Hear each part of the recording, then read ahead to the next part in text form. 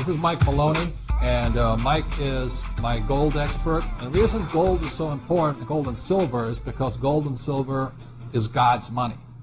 It's money made by God. And then in 1971, the U.S. government, under President Nixon, took God's money and turned it into man-made money. Never in the history of the, this is the thing, never in the history of the world has this ever happened.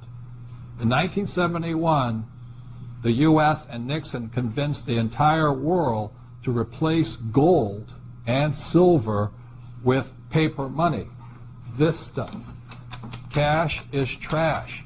So the reason we have so much volatility in the world today is historically, since the time of the Romans and the Greeks and the French and the English and the Germans, every time they have taken God's money, like silver here, and replaced it with man-made money, there's been economic volatility.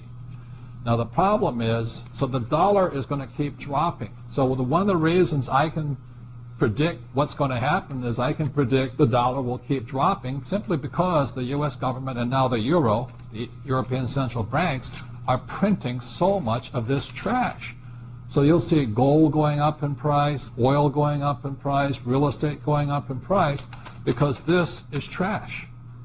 So that's what happened in 1971, has happened throughout history. And the reason this current election doesn't make any difference is the only person that can put this back in place is a strong, charismatic leader. People like Julius Caesar, Napoleon. That's why they were such great leaders, was they actually replaced this with this.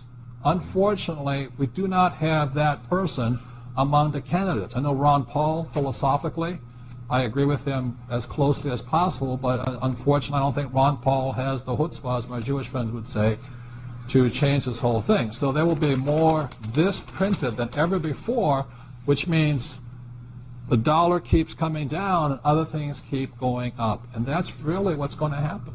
It's predictable. And eventually this will go to its true worth, zero. So all of you savers out there and people trying to save this trash, you're going to lose big time. With that, Mike Maloney.